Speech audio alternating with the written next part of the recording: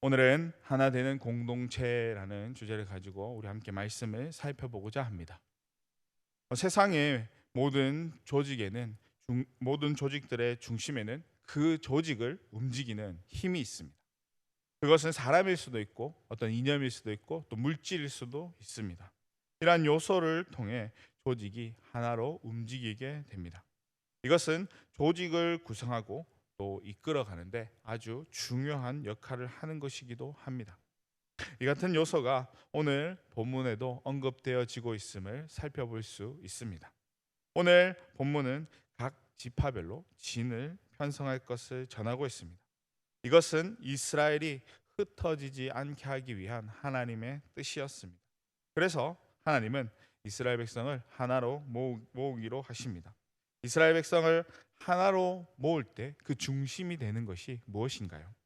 바로 성막입니다. 성막은 우리가 잘 알고 있듯이 이스라엘 백성이 출애굽에서 가나안에 들어가기 전까지 하나님이 거주하는 장소였습니다. 하나님의 말씀이 선포되어지는 곳이기도 했습니다. 더 나아가서 이스라엘 백성이 자신의 죄를 사함 받는 곳이기도 했습니다. 때문에 이 성막은 이스라엘 백성에게 있어서 아주 중요한 것이었습니다. 그런 성막을 중심으로 하나님께서 이스라엘을 향해 진을 치라라고 명령하신 것입니다. 하나님께서 진을 치게 하신 이유가 무엇일까요? 질서정연한 조직으로 만들기 위해서 진을 치도록 하셨습니다. 조직이 잘 형성되어져 있는지를 살펴보는 방법이 있는데요. 그것은 그 조직의 질서가 잘 세워져 있는지를 살펴보면 됩니다. 이스라엘은 어떠한가요? 그 질서가 잘 세워져 있나요? 진이 어떻게 형성되어지고 있는지만을 봐도 그 사실을 잘 알 수 있습니다. 이스라엘 백성은 하나님의 말씀에 순종하여 자신들의 진을 편성하였습니다. 그 말은 질서가 잘 세워졌다라는 것을 의미하고 있습니다.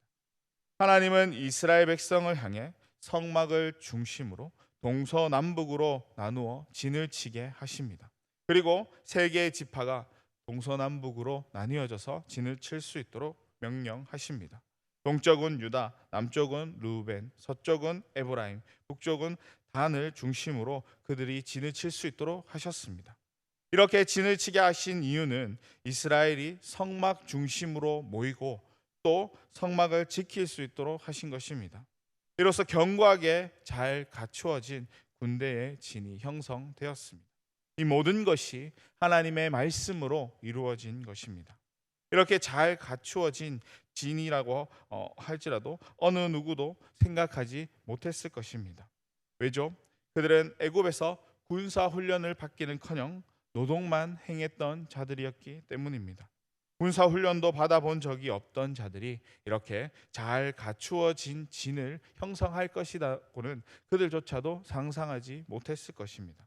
그러나 하나님께서 그들과 함께 하셨기 때문에 아무런 문제가 되지 않았습니다. 하나님은 이스라엘 백성이 출애굽하는 과정을 통해 어떤 분이신지를 잘 알려 주었습니다. 이것은 출애굽할 때 한 번으로 그치지 않았습니다. 그들이 약속의 땅에 들어갈 때, 또 그들이 그 땅에서 정착할 때까지 계속해서 나타납니다. 이렇게 당신의 능력을 보이시는 것은 당신이 어떠한 분인지를 알려주기 위해, 또 그들에게 가운데에 질서를 잡기 위해 이렇게 행하신 것입니다. 질서가 바로 잡히지 않은 조직은 어떻게 되나요? 그 조직은 바로 와해가 되고 맙니다. 하나님은 이스라엘이 와해되는 것을 바라지 않으셨습니다. 오히려 하나님 중심으로 그들이 하나가 되기를 바라셨습니다. 그래서 이스라엘 가운데 거하면서 그들을 인도하셨던 것입니다. 이것은 이스라엘 백성 또한 잘 알고 있었을 것입니다. 성막을 통해 하나님이 함께 하신다라는 그 사실을 알고 자신들이 하나님의 군대임을 그들도 인식했을 것입니다. 출애굽기 17장 8절에서 16절을 보면 이스라엘과 아말렉이 전투하는 장면이 나오고 있습니다. 이것은 이스라엘이 출애굽에서 처음으로 겪는 전투였습니다. 그 말은 한 번도 전쟁을 치러 본 적이 없던 이스라엘 백성이 전쟁을 치루었다라는 것을 말해주고 있습니다.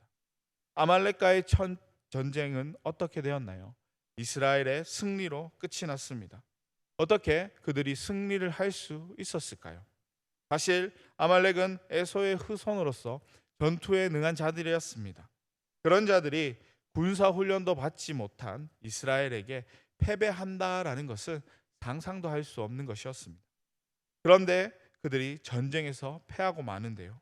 군사 훈련도 받아보지 못했던 이스라엘이 승리할 수 있었던 그 이유가 무엇인가요? 하나님께서 그 전쟁의 주관자가 되셨기 때문에 전쟁에서 승리할 수 있었습니다. 출애굽기 17장 15절에서 16절은 이렇게 기록하고 있습니다. 제가 한번 읽어보겠습니다.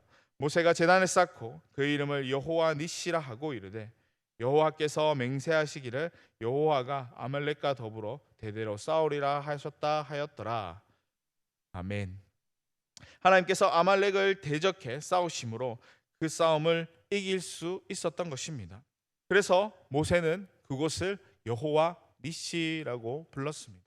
이 말은 여호와는 나의 깃발이다라는 뜻입니다. 여기서 나의 깃발이다라는 이 말은 승리와 소망을 상징하는 것입니다.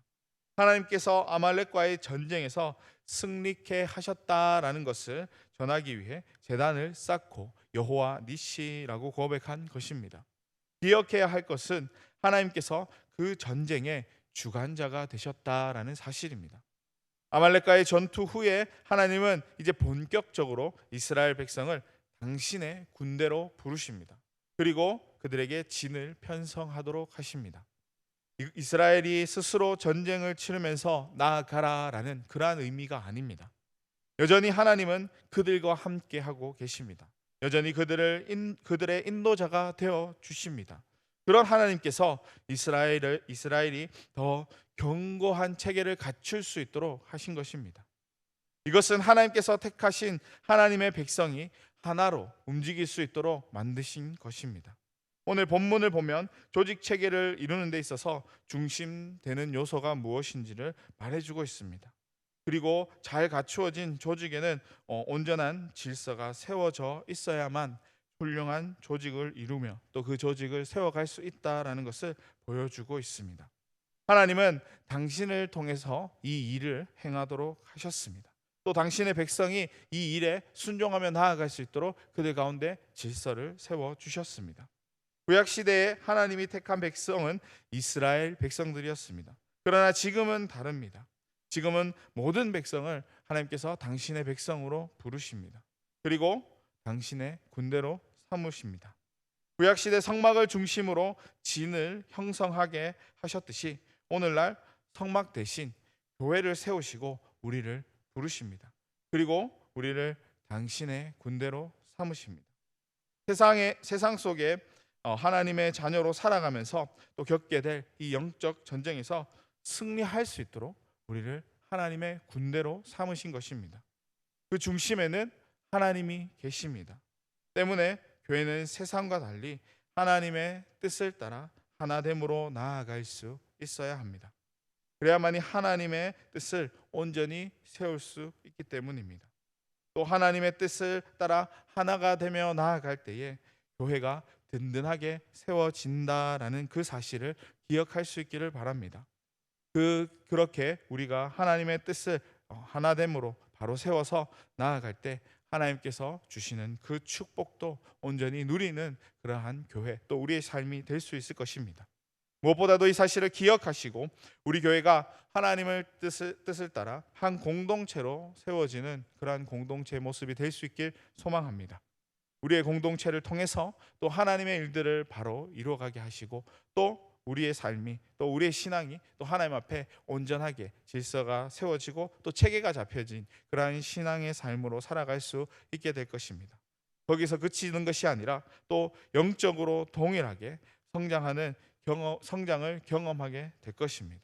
그러한 공동체가 우리의 공동체가 되고 무엇보다도 하나님께서 바라시는 대로 질서 정연한 공동체, 하나님의 말씀과 그 뜻을 바르게 이루고 세워가는 공동체, 이 일 가운데에 우리가 하나됨으로 나아가는 거룩한 주의 공동체가 될 수 있기를 주님의 이름으로 간절히 축원합니다.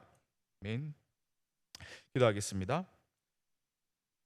하나님 많으신 하나님 아버지, 하나님 이스라엘 백성들을 하나로 부르시고 모으시고 그들을 이끄셨던 것처럼 하나님, 이제 우리가 그렇게 하나님 앞에 하나로 뭉쳐지기를 원합니다. 하나로 세움받기를 원합니다. 하나님의 뜻을 따라 하나님의 말씀을 쫓아 우리의 심령이 정말 주님 앞에 하나됨으로 나아갈 수 있는 그러한 공동체가 될 수 있도록 주님 붙잡아 주시옵소서.